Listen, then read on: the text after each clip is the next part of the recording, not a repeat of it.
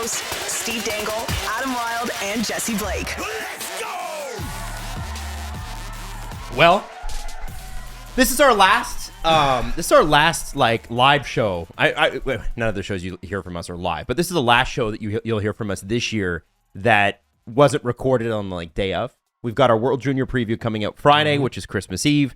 And then, of course, next week, we're going to go back into the SDP vault and take some of the best moments that you picked on our Discord page. And by the way, are we up to 10,000 yet? I think it's 9,500. No, not yet. 9,500 people. Over 9,000. And basically the highlight, it's like the highlights channel. And I guess for whatever reason, these were the ones that stood out to you who picked them. So if you want to be somebody who picks them, just to clarify what Adam said, there is a best of SDP channel on the Discord, and you can drop any clips in there, and then I've taken some of them, and they've made into a podcast. That's what I said. Kind of. But I fucking said. No. That. Hey, anyway, so we're going to have some fun today. Obviously, one NHL game to talk about. But there's a whole bunch of other things happening. So just so for anybody, programming notes for everybody, Agent Provocateur is taking this week and I believe next week off, but we have some major guests lined up for the new year. I can't. Yeah, but I really can't believe the list. Every show on every network would say that. but this one's that legit, right? Yeah. Okay. No, you'll never guess. Oh, there's some that you might. But most you won't. Some of them you're like, yeah, holy shit. Yeah, no. Alan has a pretty cool Rolodex. Yeah. Like, his contact list is pretty cool. Yeah. Yeah. What do you want to say? I can't even. What do you want to say? I can't because I'll ruin it. I can't, but now, it's ridiculous. Obviously, a lot of people asking about Game Over Montreal. Thankfully, Andrew's taken the week off. So with the pause in the NHL schedule. No, he should have done episodes reacting to games that didn't happen. Here's what he was suggesting on our group chat. Do you know this? Oh, yeah. Because I've got a group chat with Jesse with every WhatsApp group chat. Every show has a WhatsApp group chat. And so Andrew was like, well, listen, the games aren't going to happen. Why don't I just do a game over anyway? And we're like, no. Andrew, take a minute. You have 2 children under the age of 5. Just chill. The point is there's going to be 82 game overs, and you're going to have to do all 82. Don't add on to the 82. And juniors. Yeah, so the programming note since he's not doing game over this week for Montreal, luckily, he's also still going to be working because on Sunday is the World Juniors, and we're launching a new thing called Game Over Juniors. And you can hit reminder on the YouTube channel right now. The live video is scheduled there, and as well, you can go subscribe to the podcast feed. So hit up your favorite podcast app and search Game Over International, and you'll see the Game Over International feed where you'll find Game Over Juniors. That'll run under that, or even easier, go to sdpn.ca/Game Over International and just click it from there. Shopsportsnet.store. Yes. And then I know that CJ Show has another show coming out tomorrow, Jesse. Do we know, are they live next week? Yeah. So CJ Show comes out Thursday and then Tuesday next week because Monday is Boxing Day. No, Sunday's Boxing Day, but Monday's a holiday. They're off. Yeah, right. It's a holiday. So they're going to come out Tuesday and then back to Thursday. So they'll be still 2 times a week. Fucking no maniacs. Stop in the schedule. Fucking maniacs. Do they know that the season's going to end in mid-July? They're aware of that, right? Oh, yeah. All right. Yeah. And we're still 3 times a week. You're going to get 3 episodes next week. It's our normal schedule. It's just going to be... We just cheated. A little bit. Yeah, we cheated. You know what, man? I was talking to somebody. It was funny. I was actually on an advertising call. And I was talking to somebody. And they're like, do you get any time off? And I'm like, well, I get time off from my other job. But this one never really stops. No. And I said, we're going to be 3 shows a week. Until mid-July at least. And he said, Jesus. You just hear the pause and then, Jesus. Yeah, and it's, you know what, it's so much fun to do, but you do get sort of burnt out. I told you, I think, last episode. I was basically fried. I've had a chance to sleep in. Yeah. And I feel fresh and lovely. It's amazing. I've been going to bed early like an adult. Have you? Yeah. It's been wonderful. What time do you go to bed? Usually or last night? Last night. Last night was 11. That's early? Yeah. Jesse, what about you? When do you go to bed? Oh my gosh. I go to bed pretty late nowadays, like 12:30, 12. Oh man, I miss those days. But he's got to take that's got to be a novelty to you. What do you it's, mean? It's got to be a luxury. Well, because you did a friggin' morning show. Oh, yeah. But the morning show was never my natural schedule. Of course not. It was. I don't think it's for anybody really. But No. like, I'm more of a night person. I've been that way all of my life, and then I had to switch it for the morning show. And then now I'm kind of back into that groove where I'm like asleep at midnight, like 11:30, kind of. Wow. Yeah. I did do 10 the other night. I went to bed because I had. Do you know that they make weed beers? Do they? Oh, they do. Are they good? They are. Or now, are they the weed beers that'll put you to sleep, or the social weed? Because they're social weed. It was I fell asleep. So yeah, so indica. The way I was told to remember it is indica means like into bed, and then that's how the. So I stay It's away really from the not indica. that hard to remember. I don't know if you need like a nursery It's rhyme very hard to, for to me. go with it. It's hard for me. Oh god. You guys know how bad my memory is. It's hard for me. It's fair enough. Wait, which one of us does weed? Like does weed? That's Who how does much the of weed? how much of a novelty it is to me. You can tell I didn't really grow up doing it. You said you're getting burned out, but I find myself doing more things. Like before this podcast, I went and I played shinny. Like Did you? Yeah. So, Today? Yeah, today before the That's show. awesome. Yeah. So like I found myself filling all the time just so I'm not thinking about the existential dread of society right now. Yeah. Good. Yeah. You Yeah. know? So Yeah. I've noticed your TikTok's picked up lately too. Man. yeah, trying out new things, Mhm. getting out there, trying to not think about Omicron. And speaking of which, Jesse's got his list of your team's done today, so we will get into that. Yes. Yeah. And I had homework. And I Yes. did it. Ah! I did it. Adam, you also had homework. I did, and I did it.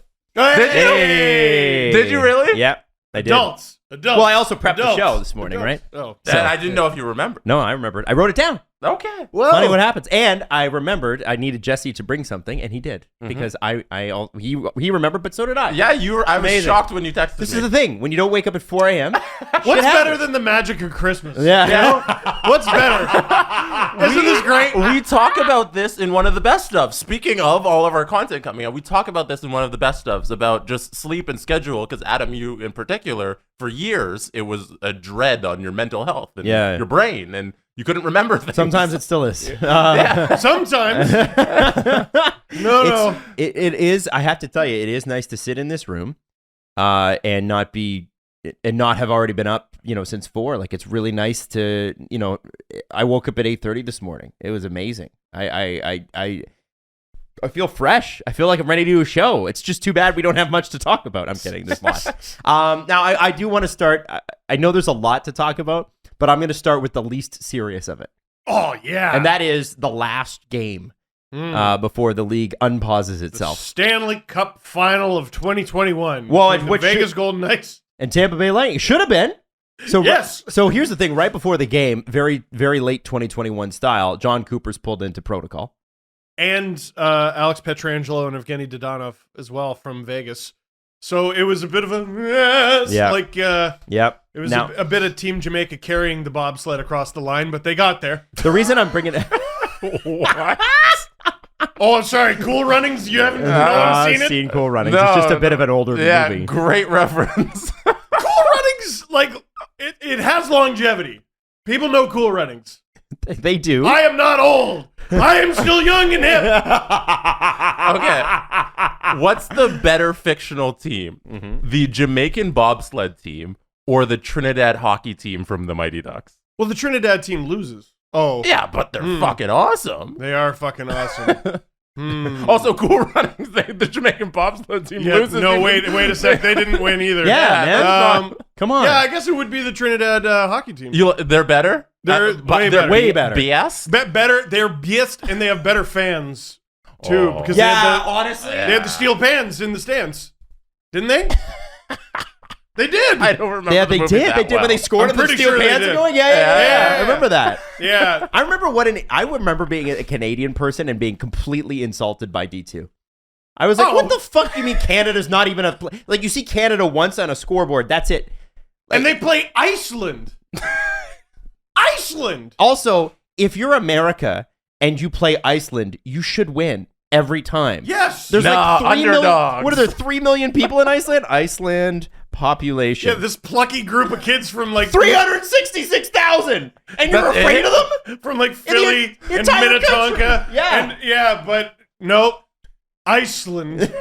So stupid. More people live in Mississauga than Iceland. Yeah, Triple the amount of people live in Mississauga than Iceland. Yeah, At it's least like double. a million. At least Yeah. double.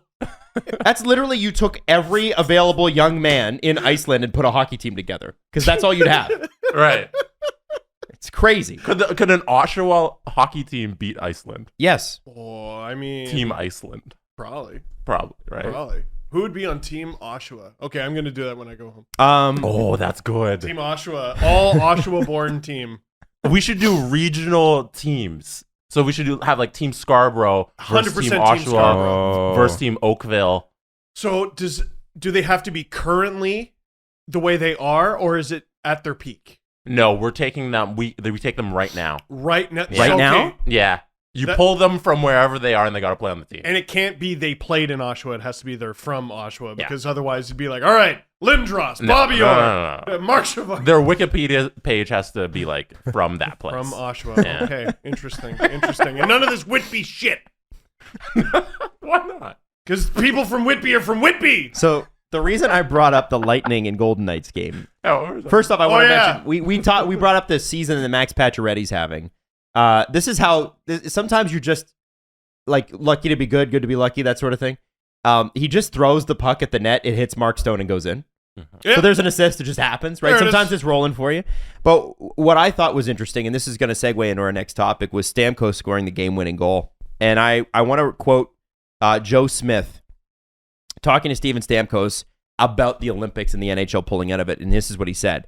He said, "You grew up dreaming of winning a Stanley Cup, and I've been able to accomplish that. You grew up wanting to represent your country and win a gold medal. That's something I probably won't have a chance to do now." And that's tough. Yeah. That's so tough to hear. This is the least serious topic? Oh, Well, I went into the game to get into this, and Stamkos has been. I thought he wasn't great in the playoffs last year. I really didn't, but he has had a total revival this season.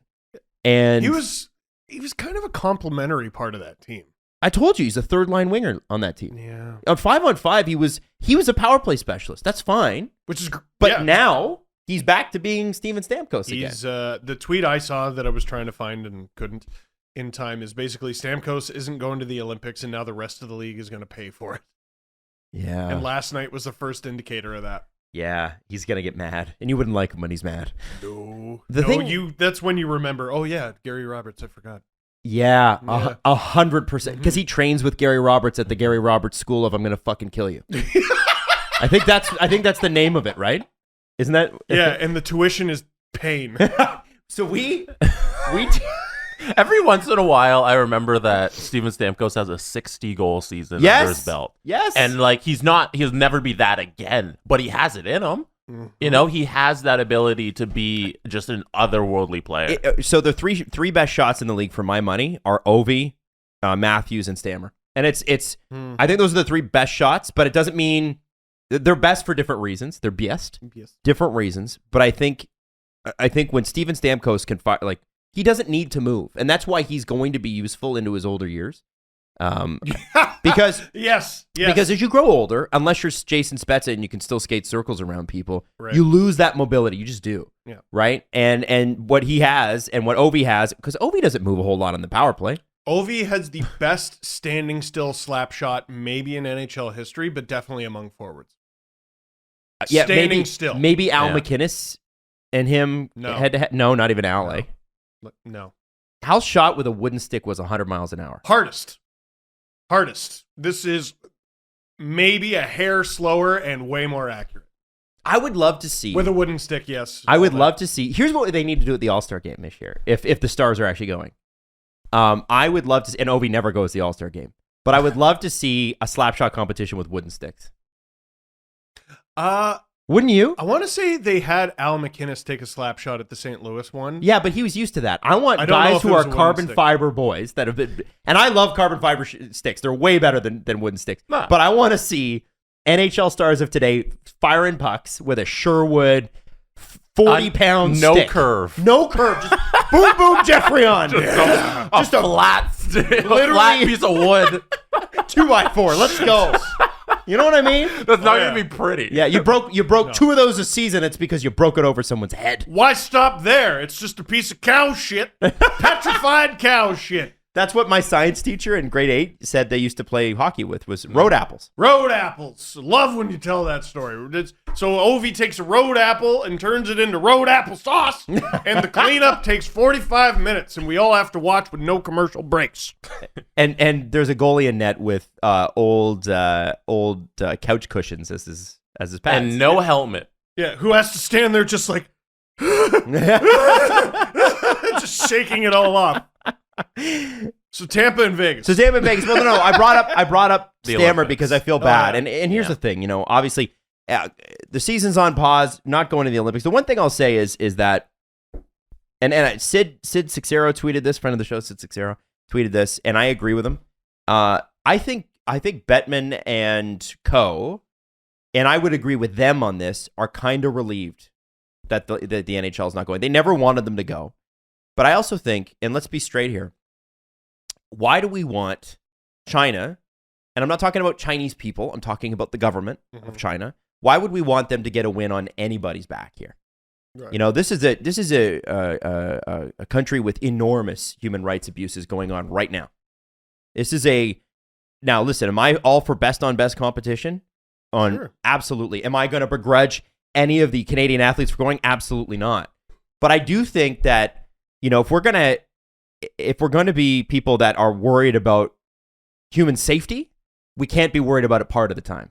And it's one of those things where, these are multi-million-dollar athletes who have endorsement deals, who are very much in the public eye. And it's, as much as we want them to go to the Olympics, I don't think that the NHL hates the fact that the IOC and the Olympic, and Beijing are not going to win out of this one. And I also think at some point, sports is going to have to talk about who the IOC is taking money from. Right? Oh, I mean, why stop there? When's the World Cup? Well, yeah. I mean, listen, there's going to be corruption, but I mean, this is pretty blatant. Oh yeah. And I'm just. Well, that wasn't sarcastic. No, those I are meant that. Those are the two front runners, the World Cup, the FIFA, and the IOC, because the World Cup that's happening in Qatar is the most corrupt sports thing that's ever happened. Maybe. Well, blatantly. They shouldn't be able to, they can't play soccer in the conditions that the World Cup is going to exist in. It's going to be 100 degrees outside. They have to play at midnight. In Or build Qatar. a stadium. They shouldn't build a stadium there, and yet they took a bunch of money and they're going to have that. But that's besides the point. So one of my dreams, and this is the duality of sports, right? Being a fan. One of my dreams is if I ever made enough money and could take a year off, and this is just a dream, right? One of the things I would want to do is follow the F1 circuit around the world. Of course. So it would be fun to do, because they do a European, they do obviously South Asian, they do Middle East, they do North and South America. I would love to be able to do that. If I wanted to do that with my girlfriend, there are certain spots on that circuit I cannot take her. Wow. You think about that, right? And so that's part of the problem with some of this stuff, is that it's hard for me to, am I going to watch the Olympics? 1,000% I'm going to watch the Olympics. I fucking love the Olympics. So in a way, they're profiting off me, right? But at the same time, I feel like the NHL is looking at this and they're going, does the NHL do a good World Cup? Not really, in my opinion. They do a shitty World Cup. FIFA does a good World Cup. In terms of best on best, no, they don't. No, they don't. Mm-hmm. They do. The NHL does a. It's fun. It's a fun exhibition. So where's your favorite place to get a hamburger? Oh, yes. Where's your favorite place? Screw it, Wendy's. You love Wendy's hamburgers. JBC's, Junior Bacon Cheeseburgers. My favorite. Yep. Love. Jesse, favorite place to get a hamburger? Wendy's. Wendy's? Sure. Okay, so let's say it's Wendy's. On the spot, Wendy's. Maybe A&W. The NHL, Yeah, if Wendy's burger is the World Cup, sure. Uh-huh. the NHL does your high school's lunchroom version of a burger / World Cup. They don't, it sort of tastes the same, but there's definitely some things missing. We have the World Cup at home. Yes. Yeah. We don't need to buy this. We have the World Cup at home. And honestly, I'm not a fan of the NHL World Cup until they fucking actually make it a World Cup. Right. But at least it's a little less odious than what we're looking at here. Right. You can't have the NHL World Cup it's phony because it doesn't include the best players in the world. Like half of Russia isn't there because they would take local guys who aren't in the NHL, guys who play in different leagues around the world. You know, could have been. I can't remember if there was a team Czech Republic, but they didn't have a team Slovakia. No, or Team Europe was a thing. Some of Europe was a thing because they couldn't gather the European players from other leagues because it's an NHL tournament. Wasn't it Marian Gabourik's last hurrah, and it was like him and his merry men? Yeah, right, because it was Gaborik and Chara, Kopitar. But then like Kopitar as the lone Slovenian, and I want to say Draisaitl and maybe a couple other German guys. See, I want to see Kopitar and Team Slovenia, one NHL player, and like we've seen it. It was fun. I like that. It was fun. It's like, listen, underdog stories are always fun. I loved watching. I think it was it Nikolai Ehlers with Team Denmark at the World Juniors, just willing them to their first ever win at the World Junior Tournament. And let's be a little self-aware. The first time Steve Nash decided to bless Team Canada with his presence, we were all watching that like, hey, yeah, that was they're cool. sort of competitive. Mm-hmm. Isn't that neat? Yeah, but what we're asking for is the Olympics. Yeah. You know? And yeah. I held out hope until, I don't know about you guys, but like until the very final moment, until yesterday when they officially announced it, I was like, okay, maybe Chris and Elliott are all wrong and Frank is wrong. Maybe they make a decision, because I was hoping at least like, hey, maybe they'll leave it up to the players. You know, maybe they let the players decide and they get to make their own choice if they want to go. And I was just trying to convince myself that it happened, but I'm so disappointed that it can't take place. I let it go. I think it was Sunday. We talked about this on Monday, where I was having a depressed day just with the direction everything was going, and I got home from splitting a bottle of wine with my father-in-law so I could drown my sorrows, and I saw that the Olympics were basically dead for the NHL, and I was just like, I wish I had another. So it was so sad. So that part's dead. But you know what? There will be an All-Star game. No one locally, I guess you care, but like it's in Vegas. That's fun. Yeah, that will be fun. Actually, that'll be different. They may do a World Cup, but I think. By the way, am I weird in thinking that the All-Star game should just always be in Vegas? Because like they always do, like the Pro Bowl's always in Hawaii, right? Yeah. I just think I feel like American football is far more established than hockey. The NHL still, but that's why I think you should do it in Vegas. Because it's like it's a destination. Everybody goes to Vegas, and in the States, if you go to Vegas, like a $200 flight. They need to do a 3-year residency. There you go.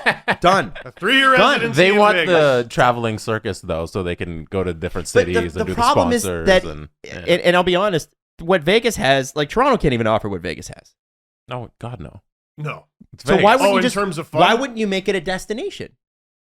Every year, mid-February or whatever, or mid-March, you go to Vegas. 100%. That's NHL why All-Star Game. They say, like, if you're going to a concert in Vegas, it's always better than seeing your favorite artist on the road. So if you could see, because when you have to move a stage, it limits what you can bring on the road with you. Right. Whereas in Vegas, you get entrenched, baby. Like, that's the stage every night. Yeah. And it's a different audience every night. What a ridiculous place. I know. That's what. But I honestly, I feel like there should be stuff that's built in there. It's not a bad idea.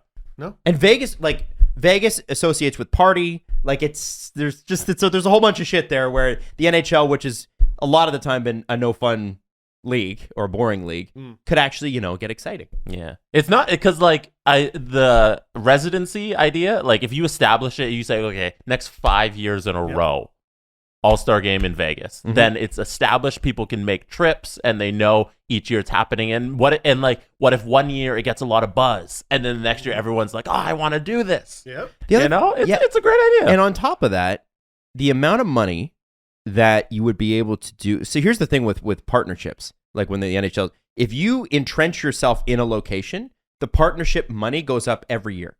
Whereas if you're moving it from like. And I'll use Columbus as an example, and I apologize to Blue Jackets fans. That's and you were at the favorite All-Star. You were at that fucking All-Star game. I had No, a of great course time. you did. But the money you're gonna make in Columbus is just different in Vegas. Right? Yeah. And it's not because we don't like Columbus. In fact, I don't know why everybody hates on Columbus so much. I think it seems like a really nice place. I was walking around like, this is fine. Yeah, there's nothing wrong with what's wrong with But this? my thinking is like if the goal is to make money and make it a spectacle, then Vegas has got to be your option. And if we have a complaint about the All-Star game in comparison to the NBA All-Star game, the NBA All-Star game is always a spectacle. the NHL All-Star Game for viewers at home is always kind of like letting hot air out of a balloon. Just if you're there, it's amazing. You know what I would like? So something I did a while back was I helped out with their research and development program. Mm-hmm. The NHLs? The NHLs, yeah. Oh, wow. So I Did you? Oh yeah. So When was this? I've told this story. I've told this story a long time ago. So let me fill everyone back in. No. Wait. Just let me tell the story. Okay. So by helped out, I didn't develop anything. Mm-hmm. So what they did was they had this summer, summit. I don't even remember where it was. It was somewhere in Toronto. I think it was the Leafs practice facility, where they invite all the top prospects for the upcoming draft to play an exhibition game where they try out new rules. So they're trying to see what they like, what they don't like. I want to say they were trying out like hybrid icing. Mm-hmm. Because this was like, who was there? Andreas Athanasiou was there. I remember this. Yeah, I remember this too. I think Alex Galchenyuk was there, and Neil Yakupov was definitely there. Dylan Larkin might have been. So I was the dude in the box, and the linesman would come over and say who scored. But there was a goal, and I was feeling the pressure because I looked behind me, and like directly behind me, it's like Steve Yzerman and Scotty Bowman, and like I'm like, holy shit. And What year is this? It would have been the summer of 2011. Oh, so we're talking about the dark days of me trying to establish myself as anything. Yeah. I think I did that for like a free jacket. And so he goes, that goal was 7 from 21 and 22 or whatever. Mm-hmm. And I announced it. I looked at the paper in front of me and I announced the goal. And I realized I got 7, 21, and 22 from the wrong team. So I probably helped someone's draft stock that year that I shouldn't have, and hurt someone's that I shouldn't have. I don't think they were paying attention. I don't think the executives actually cared. But I tell that story to get to the research and development program. Yes. That's fucking nuts that you were in that. Steve I know. Dangle story I've never heard. I've never heard Really? this. Yeah. I've never heard this story. No. There you I did go. not know this. I did, dude. I thought I I've did heard so many all of your odd jobs. stories. There's a book of your stories, and I thought I've heard them all. I I've don't never think heard that one even made it. Yeah, no. No, it didn't. It didn't. I did. That was 1,000 one I would things. think would have made it. I don't know, man. Maybe I'll do another one. Book agent keeps asking me, and I'm like, I'm 33. I haven't lived enough life. Anyway, so I tell all that. The thing that they did in St. Louis last year, where they were shooting the pucks at the targets, like from the stage, that was really cool at the beginning of it, and it lasted an eternity, and it just went way too long, and it sucked everything out of the building. And all I felt in the moment was they're really figuring this shit out on the fly. Yeah. Yeah. Do a research and development camp style event in like a summer or whatever when things are maybe a little bit more normal. Figure out what you want to do with the All-Star Game and hit me with the fucking hits, baby. Give me the hits. Give me fastest skater, hardest shot, horse. I don't know. Like, give me, figure it out. Don't experiment with shit at the actual event. Rehearse a little bit. Act like you give a damn, and put on an All-Star Game that is absolutely nothing but the hits. Yeah, do some prep. Like, Guys, a lot of work. Do prep. well, then do a poor job. Be mediocre. Jesse, Anyways, I sent you the Olympics. The Olympics. So I sent you a clip. Mhm. This all plays in together. I sent you a clip that I want you to start to at minute 15, but minute 50 seconds in. Mhm. But we know from yesterday, and we know that from Steve's biggest fans, Keith Olbermann, that Connor Hellebuck is not a fan of the NHL pausing. Okay. And I'm not making this about Keith Olbermann. Don't worry. Oh, okay. I was like, I didn't see this. Now the NBA, it looks like the What? Raptors game, as of a few minutes ago, is paused. Oh, it is? Postponed. The Raptors Bulls game. Yeah. Okay, good. Good. But I think here's what I want to say, and this is, I think Adam Silver has summed up in the best way how we should be looking at this going forward. And I want to play this because Adam Silver, commissioner of the NBA, was asked about pausing the schedule, a la what the NHL has done. And then I want to talk about the NHL pause. But let's get into what Adam Silver said on ESPN yesterday. Right, and I mentioned that we're seeing a spike in COVID-19 cases around the world, but we're also seeing it in the NBA with upwards of 80 players testing into the COVID protocols with Christmas Day rapidly approaching. So are there any plans right now to stop or pause the season to allow for the spread to slow? No plans right now to pause the season.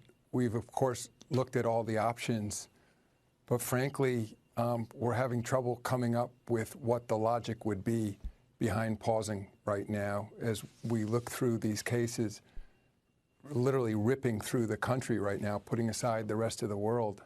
I think we're finding ourselves where we sort of knew we were going to get to for the past several months, and that is that this virus will not be eradicated, and we're going to have to learn to live with it. And I think that's what we're experiencing in the league right now. So let's pause there. To be clear. So, sorry, I want to clarify something. When I said good that the game was postponed, it's not because I'm a fraidy cat or whatever that some people are going to paint this as. Oh, you're afraid of the sniffles. It's that it's the Bulls against literally not the Raptors. Well, yeah. So here's here's what my thinking is with this. You know, I think Adam Silver nails it. You know, we had this mentality when we started in the pandemic that if we, 2 weeks to flatten the curve, if we, stayed indoors, stayed away from each other, all the things that we did, there was a piece of the community and this piece that sort of implanted in everybody's head that somehow, some way, someday, COVID wouldn't exist anymore. Mm-hmm. And COVID is not going to not exist. No. Is it going to be less severe? Sure. Are we going to have like a pill? There's a pill out there that Pfizer's working on, and there's actually a Canadian company that's working on an inhaler that will treat the actual disease. So here's the thing. Vaccines aside, we don't have a way to actually treat COVID. No. Like we could treat cancer, we could treat other things. We can't treat COVID yet, but we might get to the point where we can, and then all this stuff sort of goes away. It's like, well, take your inhaler, stay home for a couple of weeks, that whatever it is. Medicine's an amazing thing. You know what I only found out this past year? My mom had tuberculosis. Wow. I did not know that. Well, yeah, there's a vaccine for that now. Yeah. So here's the thing. I think what we need to do, and it's not that I disagree with the NHL pause. I want to get to the NHL pause in a second.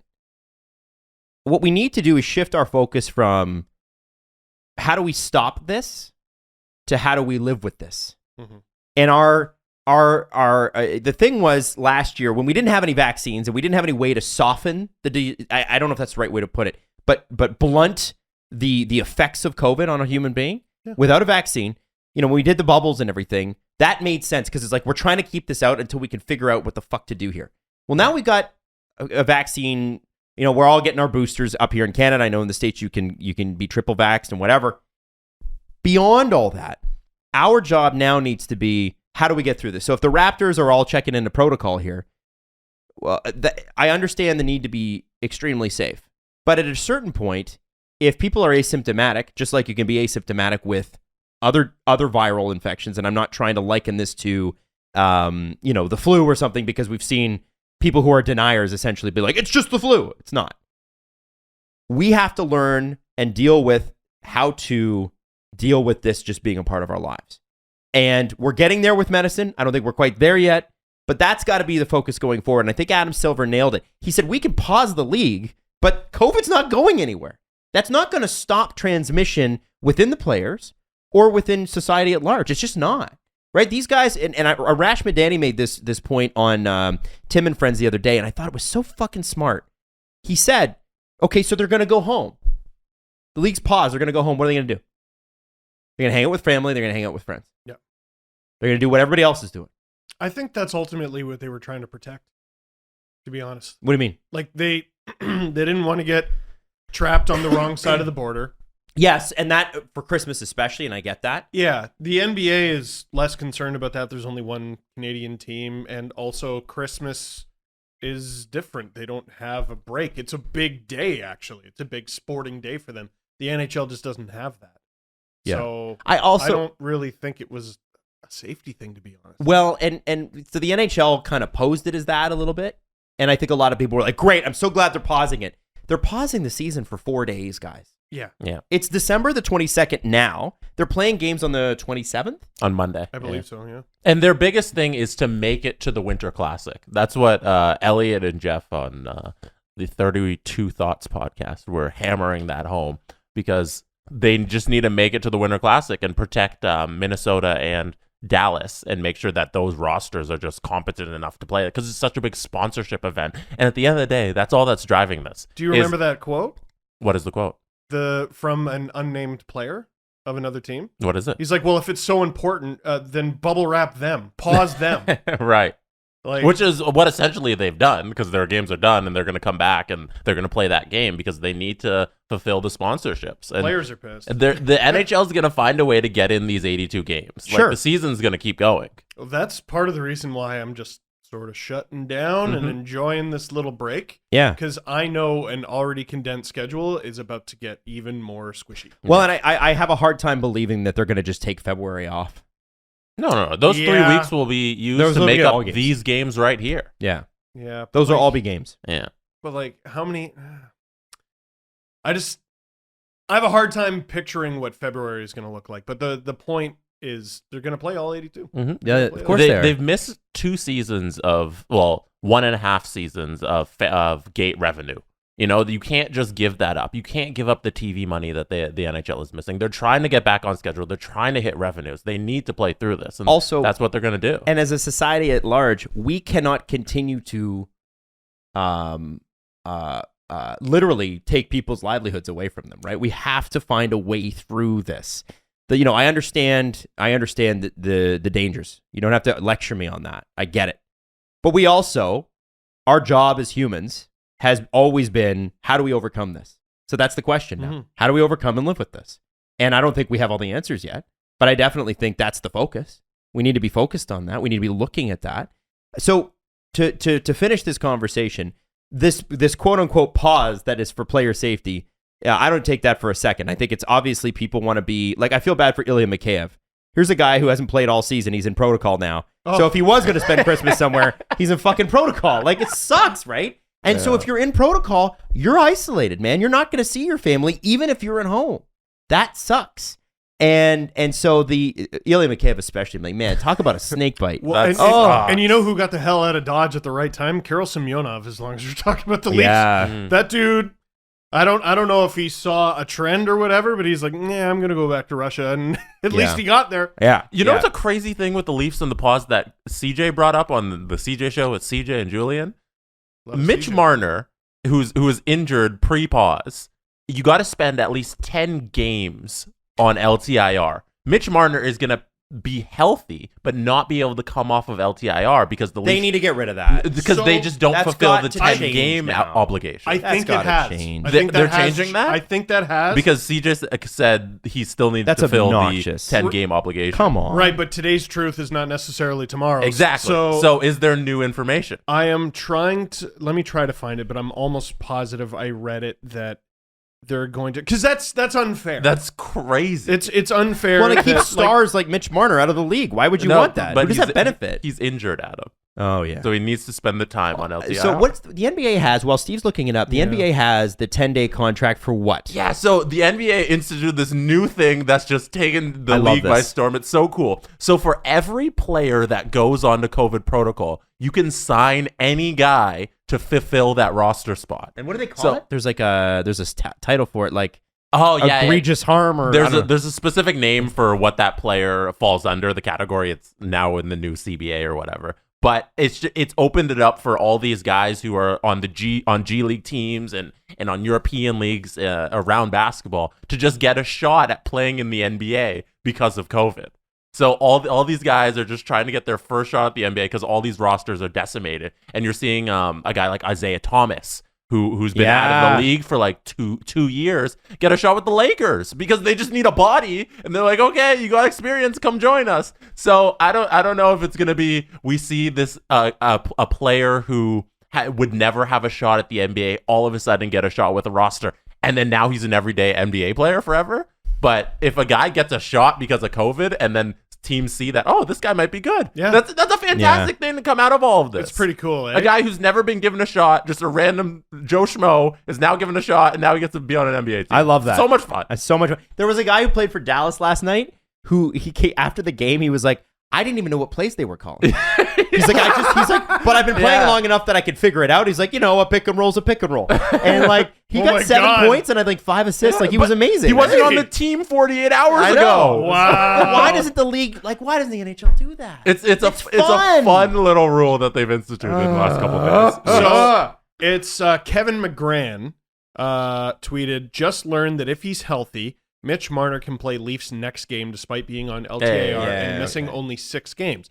The 4 missed because of COVID count toward the 10-24 requirement of LTIR. Yeah. Apparently it was the case last year too. I just didn't encounter it. 10-24 is 10 games and 24 days. Yes. That's the minimum you got to spend on LTIR. So that's great that the league fixed that. Also, I mean, enough with the 24 days. Come on. No, it makes sense for but if you're pausing the season, that has to go away. Right. Yeah. Which it does.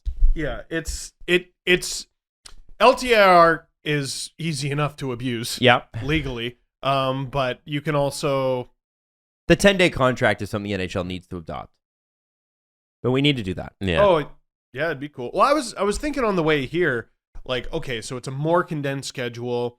Guys are going in and out of protocol. You're going to need more depth. It's not necessarily a 10-day contract, but like, who would be potentially useful and could benefit from this is Josh Osang. Oh, there's yeah. I mean, he is tearing it up. He's been amazing with the Marlies. He's been playing well. The Marley season is paused. If there's a bunch of forwards in protocol or injured or suspended, I mean, there's a guy. He doesn't have an NHL contract. No, right? He doesn't. So they would have to sign him. So he's got, and he said he's committed to staying with the Leafs organization. I'm a little he wants to be here as to how this works, but I think if they do sign him, he'd be placed on waivers. So that's got to go harrowing. away. I don't understand. Well, he would be claimed because he's got 9 goals and 6 assists in 19 games. No, not necessarly. No, he'd be claimed. But like, come on, have you seen some of the highlights? They would claim Josh Osang. He's good. Yeah, he's good. But like, I think it was Evgeny Nabokov years ago. He was in Europe, signed a contract with, I think it was Detroit, and then had to stick with the Islanders. And the Islanders stole him, and it's like, but I signed the contract with Detroit. And he almost didn't report. But then he had a good season with the Islanders, if I remember. Imagine you interviewed with TD Bank, and you're like, I'm going to be a teller for TD Bank. And BMO was just like, you're a teller for us now. Because once you sign the contract, you're open to everybody. Yeah, and also our bank is nowhere near the bank that you thought you were going to work at. You were going to work across town. Like, what the fuck? This isn't what I agreed to at all. Yeah, well, we're going to pay you the salary that... Yeah, but you don't understand. This isn't what I agreed to. Yeah, I think, again, a lot of these rules that they had, I think they're archaic anyway. But I think the pandemic is going to force some change, which is probably good. I honestly... you know how I feel about this. I want teams to spend more money on players. I always so more opportunities, and the PA will be 100% for this. It's the ownership that's not. Oh, I didn't know Alan Walsh joined the show. Right. Well, you know what's fucking funny now? What do you think about Gary Bettman? You know what's hilarious now is that when I talk about my views on what the cap could be and should be, people are like, "You're getting that from Walsh." I'm like, dude, I've been saying this for 6 years. No. Like, and by the way, Walsh is right. Oh, he's right. Oh my God! Drink more of that water. Yeah. As a general manager myself, one thing that I'd like to see the NHL move during COVID is the 50 contract limit. Because I'm trying to sign guys, and like I'd like that limit to be adjusted if guys go on COVID protocol. Maybe if they don't count against the 50 contract limit, and then you can get some extra bodies within the organization. This is why you need what's wrong with two weeks? 2-week deal. Why not? 14-day. I don't know. PTO? Would that fall under PTO? Sure. I don't know. Do they have in-season PTOs? I've never seen it. I don't think that works. I don't think I've ever seen it. But you would think if any team would have taken advantage of that, it would have been the Leafs. Oh, yeah. If they could. You'd think so. They got the money. Yeah, I would like to see something like a 14-day contract that doesn't count against your 50 contracts. They sort of did that with Buddy, who has awful Twitter. Prust. Brandon Prust. I couldn't remember his name. I think that's a pretty apt description. His Twitter's awful. But he was on a PTO, but then they kept him for a month. And he just practiced with the team, Just hung around. but he didn't play. That's like You need guys who can play. Tuukka Rask. Tuukka Rask is in Boston. All right, Tuukka Rask is on the Boston Bruins right now, but he isn't on the Boston Bruins. It's such a farce. it's an enormous He's at farce. practice. Like, By the way, it looks like Brandon Press has deleted his Twitter. oh, good. Yeah. Merry Christmas, everyone. Anyway, so the Boston Bruins got a free goalie in March.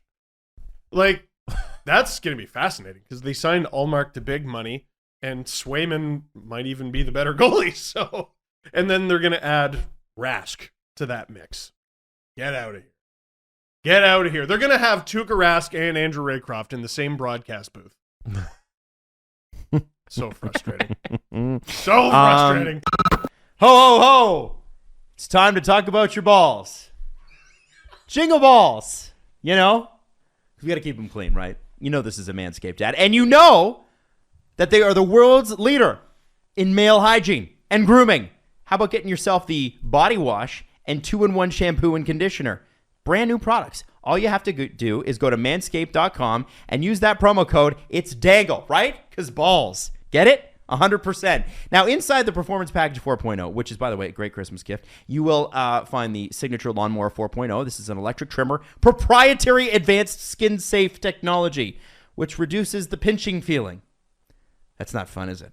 It's also waterproof, so you can use it in the shower, and it comes with a little flashlight on it, which, you know, is important. This Manscaped Performance Package 4.0 also includes the Crop Preserver, the Crop Reviver, anti-chafing ball deodorant, moisturizer, and toner. It's time for your North Pole to start feeling and smelling fresh.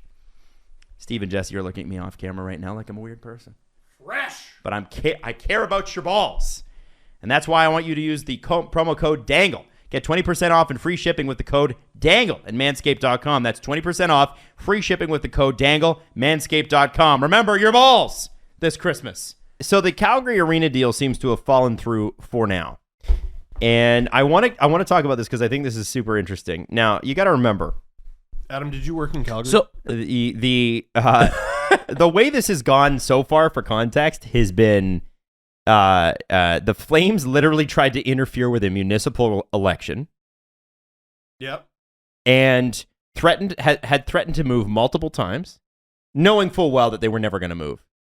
Because it's a profitable city and the NHL would never allow that. They'd be like, no, you're not fucking moving.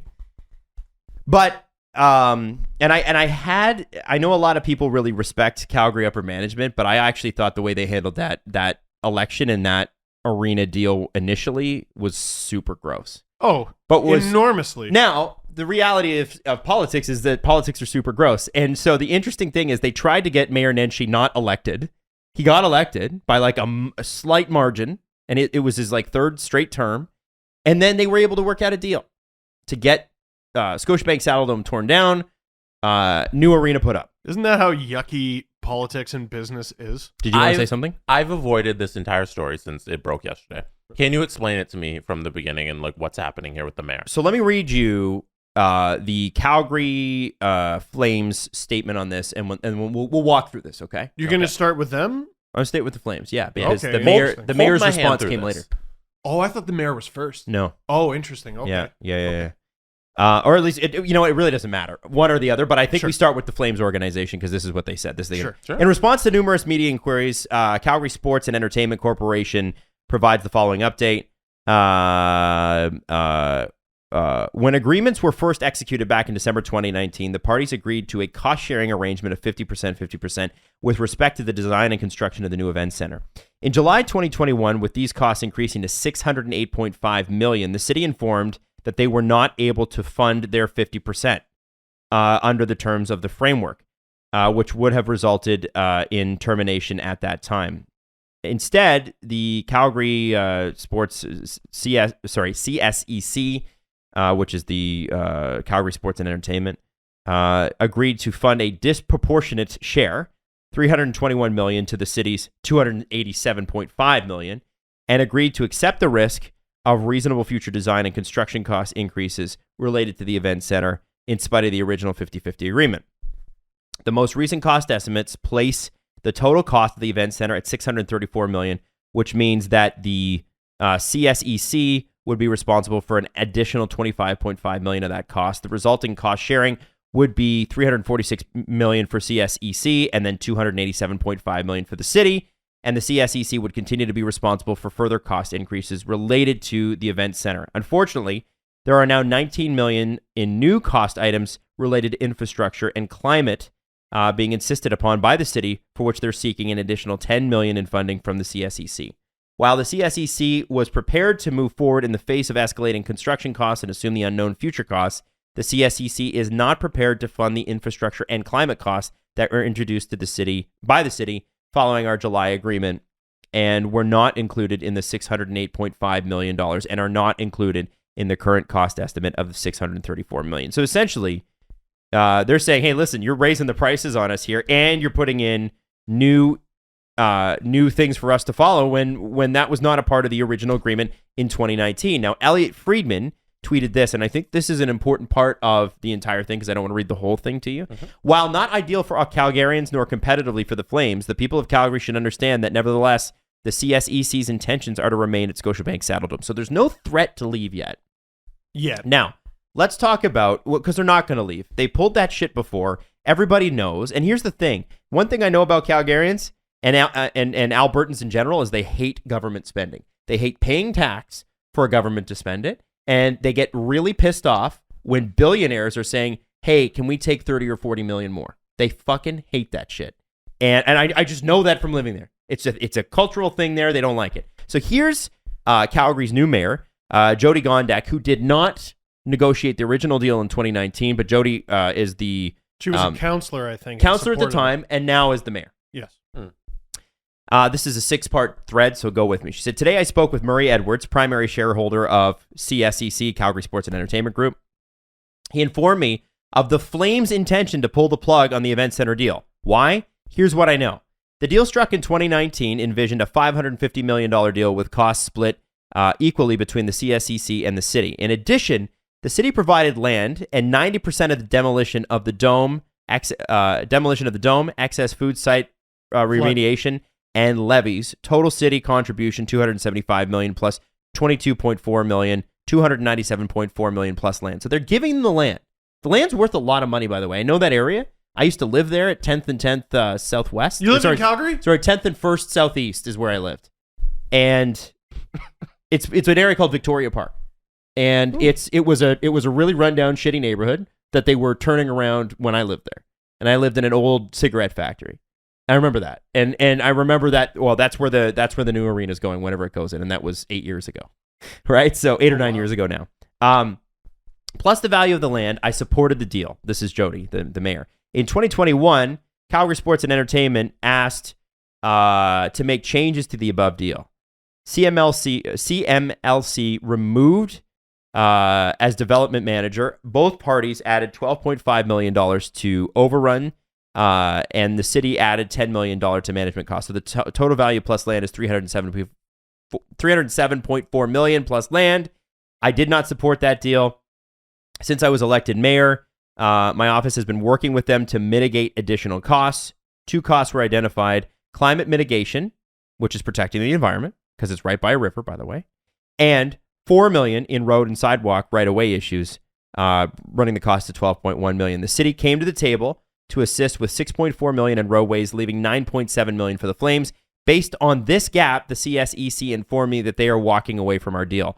On a project worth over $650 million, to have one party walk away over 1.5% of the value is staggering. I wanted Calgarians to be the first to know, as I'm disappointed. So what she is saying is it's $10 million that they're walking away from. What the Flames are saying is that it's somewhere in the neighborhood of, depending upon what you believe, 30 to 50 million, right? Because they're saying we're paying more here, we're paying more there. No matter who you believe. But they already agreed on that. They already agreed on that. The 30 million versus 10 million shouldn't even be that. Both those numbers are little numbers. So here's why this is so stupid. Oh God. Here's why this is so stupid. Jesse just nailed it. And this is why when I was reading it this morning, I'm like, you guys got to be fucking kidding me. But this is the most Murray Edwards Calgary Flames sports and entertainment I've ever seen. The Flames are like this. Oh yeah. This is how they do. Mm-hmm. And Murray Edwards is, what do they say about billionaires? They're the cheapest people on earth.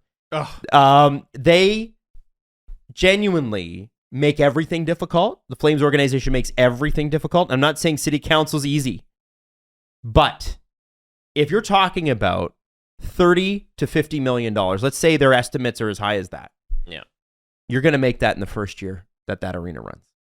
There is absolutely no reason that they need to do this, but they're trying to grind $15 to $20 million out of city council. And the mayor's doing the right thing here. It's the punk test. Yes. Yep. New mayor in town. Let's see what we can get. And of course there's cost overruns. So you look at just one thing, lumber. Yeah. It's like up 300% in price since 2019. Oh. There are going to be cost overruns in a renovation. My neighbor wanted to get like a new fence, and it's not a very big yard, and he was quoted like $14,000. Like, it's because you can't get wood. Can't get wood anywhere. Yeah. Like, it's extraordinarily just be Italian and fill your backyard with concrete. That number, that's so shocking hearing this, because it's like, okay, I'm gonna buy this car in cash and it costs $50,000, and then the dealership comes to you and they're like, oh, okay, it's overrun by, I don't know, $500, and you're like, no, I'm out. Like, no, throw in the $500, Calgary. So here's the other thing. Unfortunately, so here's a line from the Calgary Flames thing. There are now 19 million in new cost items that are being insisted upon by the city. So the 19 million, You have it. The city is offering to pick up 6 or 7 million of that. Yeah. So it's not 19 million. It's dishonest. And they're seeking 10 million in funding from the CSEC. So we're talking about a nothing bridge to gap here. How many players in the NHL have a cap hit larger than that? Well, yeah, Right. and listen, if the Flames ownership pays $346.5 million and the city pays $287.5 million, let's just say that's the way it should be. You're lucky it's that little. This is the fucking Calgary Flames, guys. All arenas should be privately funded. Yes, they're a You shouldn't private. go to the fucking government to build your sports complex. Does TD Tower, does the TD Tower in Toronto, does the BMO Tower in Toronto, did they ask the city for funding on that? Maybe. No. They probably did. No. I mean, I'm sure they did. And the city probably told them to fuck off. I don't know. They probably asked. You know, these condos, all the condos going up in downtown Toronto. Does the city pay for that? No. God, I hope not. No, of course not. And in fact, in Toronto, the city is now making developers pay for the change in sewage lines because Good. the sewage pipes are 100 years old Don't these- and they can't handle all the sewage. Don't a lot of these companies also get tax breaks, though? 1,000%. Calgary gave them the land for free. They just gave them a plot of land. That land is worth $20 to $30 million on its own. It's acres of land in downtown Calgary, right below the river. Are you kidding me? And what the mayor outlined at the bottom of her tweet when she said, this is a $650 million deal and you're stressing about $10 million. 1.5%. And we're covering some of that for you already? Come on, Calgary. Yeah. Well, and so here's the thing. This is going to happen. If you're a Flames fan, you're worried about this. It's just going to take an extra year. It's going to happen. Deal's going to happen. It's already started. If Murray Edwards were to walk away from that right now, he's probably lost $50 million just in like architecture costs and all the other shit. They're not gonna not do this. But the negotiating style for the Calgary Flames has always been, they call it brinkmanship. It's like how the Soviets used to negotiate. They'd start at, we're gonna fire nuclear weapons at you. And then they'd walk it back. It's called brinkmanship negotiations. Trump did that too. You start at the worst case scenario and then you walk it back. You walk it back, you walk it back. And that's what the Flames organization always does. And you don't have to love how the sausage is made. It's still a delicious sausage. We love the Calgary Flames. We love the NHL. Business is dirty. Politics are dirty. This will get worked out. There's no way. And if it doesn't, they're fucking idiots. Murray, he's shooting himself in the foot. Over $30 million. Or $50 million or $80 million. Even if it's $100 million, who cares? Owners are generally the worst part of most teams. Sometimes they're great. I like Larry Tannenbaum. Well, I was do. about to say, he's like, so nice. Even like the good ones who you don't hear much about. Like, I don't have a Larry Tannenbaum jersey. No, You know, it's just sometimes I get drunk at games and I go, "You're doing a great job." Which is the thing you said to him. Which is the thing I said to Larry Tannenbaum at a playoff game that they won. Did you actually do that? Yeah, haven't I? You not probably told know that story on I the know show? that, Steve. I don't story. remember that story. Oh, Did I you thought tell I that told story? it on the show. Yeah. You said he's doing a great job. I've heard you tell that on this show. Okay, so I was, I don't know. I was not having a great time in my head around the time of the Leafs Washington Capitals series. I had hosted their Maple Leaf Square party before that game, and like almost passed out on stage. I don't know if I've ever talked about that, but anyway, so I was so nervous during the game that I had a couple beers that ended up just knocking me on my ass. Like usually I'd be able to handle it much better, but I was obliterated. And I was walking to meet someone, and on the way, I saw Larry Tannenbaum, and I patted him on the shoulder, and I go, "You're doing a great job. I'm lucky I wasn't tackled and thrown out of the building." Yeah. Then what did he say to you? Nothing. He kept walking. I'm sure he loves being touched. I'm sure he does. Oh, I don't. Hello, strange man. Thank you for touching me. And you know what's funny? I'm pretty sure, like within 30 seconds of that, a sweet little old lady walked up to me and was not even old, but a sweet lady walked up to me and was like, "Oh, you're Dangle. I'm Ann Brown. I'm Connor's mom." Oh, that's cool. And then Tyler Bozak scored in overtime. Fuck yeah. And then they lost. But whatever. Like I had fun. I'm Ann Brown. That's very sweet. I'm Ann Brown. I'm Connor's mom. And I was just like, "You're the nicest person I've ever met." I miss Buzz Lightyear. To the rescue. But now there's Muzz Lightyear to the rescue, where you skate by the bench. I was like, "Oh, sweet. I can still use the gloves. I bought these at Disney. They were very expensive." You really shoved that one in there. Muzz Lightyear fits better. It does. But like, I know you only did it because you wanted the gloves to I get wanted some use. to use the gloves. I wanted them. Upper Deck and the Premier Hockey Federation, which is formerly the NWHL, have announced that they have a multi-year partnership, and the Upper Deck company will be the exclusive licensed manufacturer of physical and digital PHF trading cards. And by digital trading cards, what do they think they mean? That's right, NFTs, motherfucker! The industry leaders will provide the first ever women's hockey trading cards for release during the 22-23 PHF season. That's really cool. This is the sort of thing I've been asking for forever. Like, little kids do learn more about hockey through video games, through hockey cards.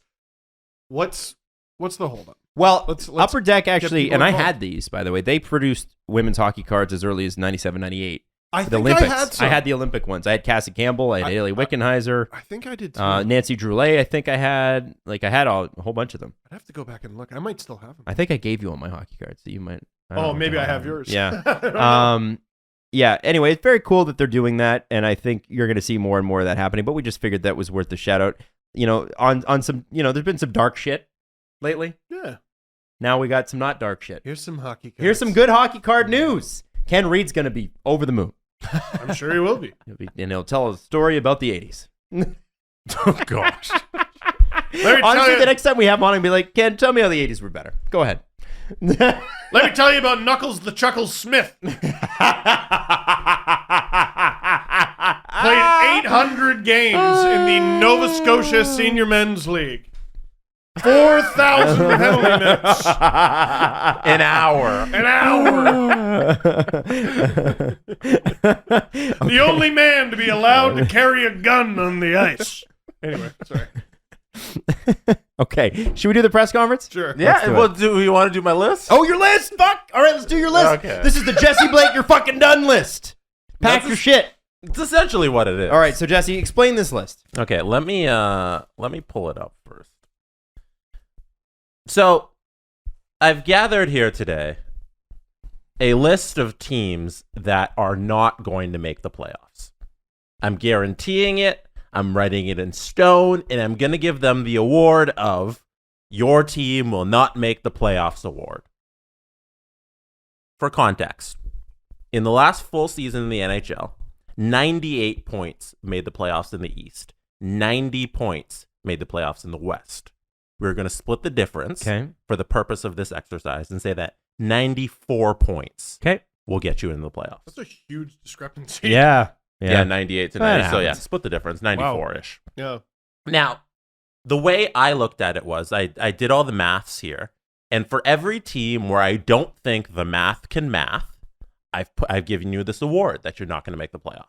So I'm going to run through this the stats, and then you guys are the committee. And if they deserve the award, hand them the award. And the award is you're done. The award is, hey, try again next year. Okay. So it's got to be unanimous. Yes. Thus, they do not get the Oscar. Number 1 on the list, the Arizona Coyotes. They are currently 6-21-2. Are they done? They have 14 points. 32nd in the NHL, 22 points out of a playoff spot. To make the playoffs at our 94-point pace, they'd have to go 38-15. We don't have to spend a lot of time here. Their save percentage is an .888. That's 31st in the league. Does the math here? Will the Arizona Coyotes make the playoffs?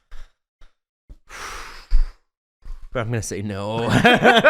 Sorry, Arizona. Arizona Coyotes guys are done. They've got a better chance of getting a new arena.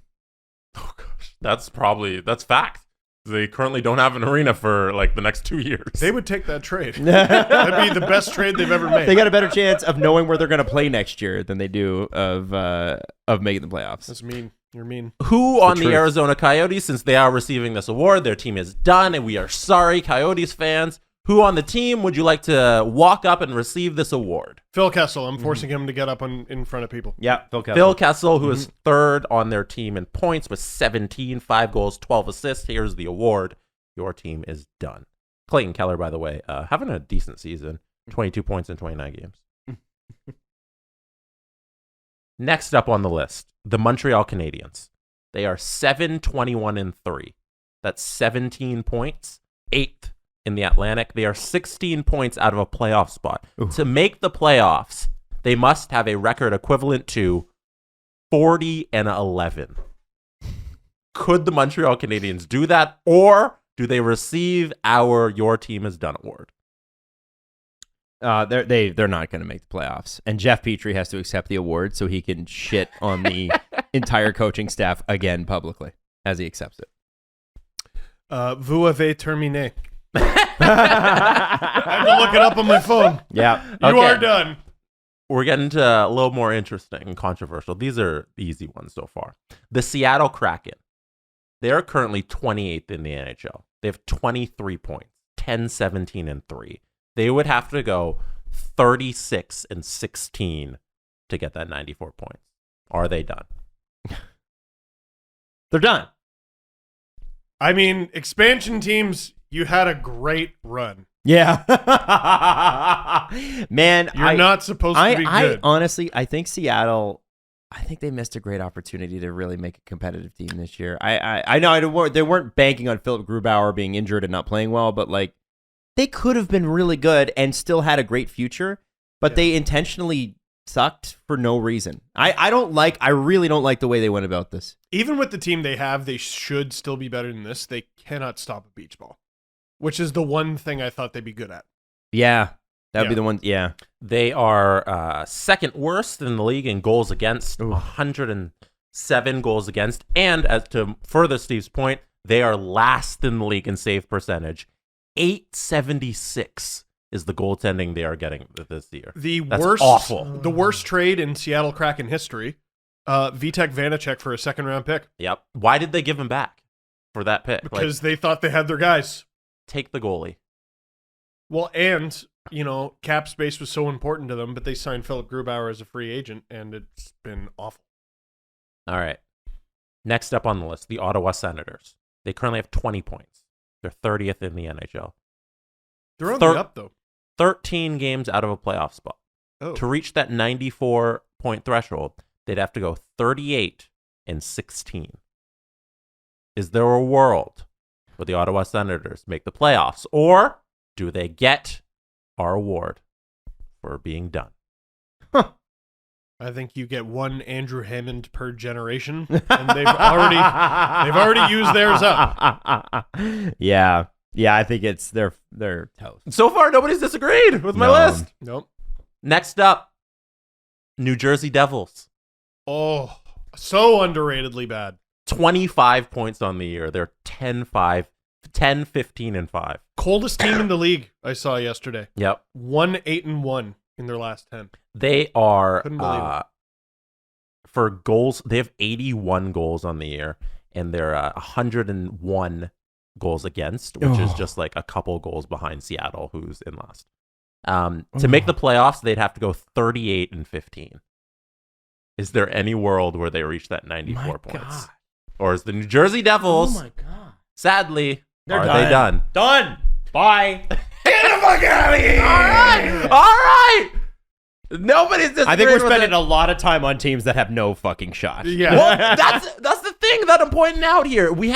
I think I have 4 teams. What, from, did I write this? or 5 teams from the East here and 2 from the West. Like, there's a lot of teams who are done. Buffalo Sabres, 38-15 is what they'd have to go. They're currently also 10-15-5.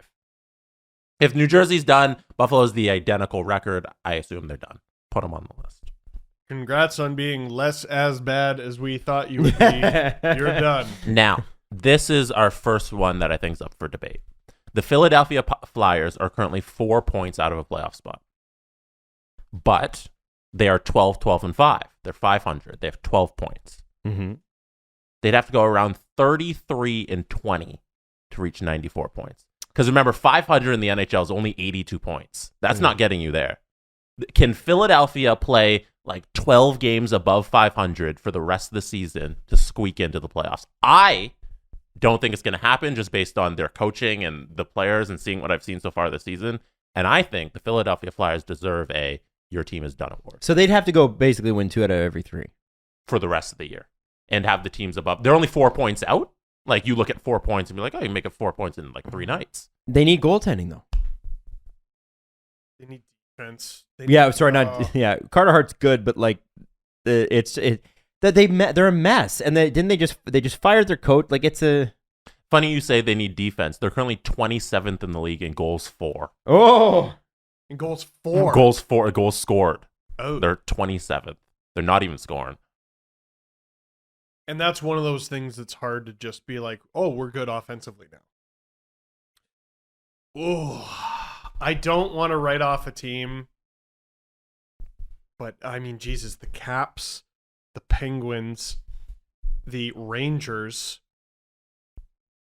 Is Carolina in that division? Mm-hmm. Oh, there's the first one in a few episodes. And if anyone's going to make a comeback in that division, it's the Islanders. But they're so far back. yeah. I'm going to say, what are you nuts? You're done. Adam? Yeah, I think they're done, and I think it's just because sometimes it's not that they don't have the talent; they clearly do. Sometimes you can't put it together, and I think they've had a messy year. I think they're a mess. Can I see their division? And they've been messy for a while, by the way. Oh, and Columbus is there too. What do you think? Oh man, that four-headed monster at the top of that division is staying there and not moving. That gets me to the next team on the list. Ugh. The New York Islanders. I think it's about time we give the New York Islanders the "Your Team is Done" award. I'm so fucking mad at them. And we say, pick it up next year, Lou. I'm so mad at them. Get a- Penguins They're are making me look bad on my projections. Penguins are fourth in the Metro. Yeah. The Islanders are 17 points back. They're currently 11 points out of the second wild card. Oh, that's a long way. They'd have to go an equivalent of 37-19 to reach 94 points. Oh, yeah. They're last in the division.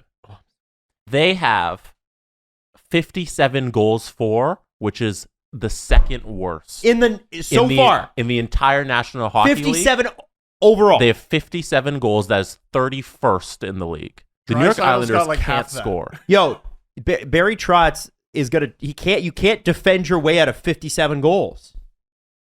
They're trying, and it's not working. They're 10th in the league in safety. They're less than 2 goals a game. They're getting 9-13 goaltending. That's good. It's very good. They're getting 9-13 goaltending, and they're last in their division. They have 22 So points. here's what the Islanders need to do.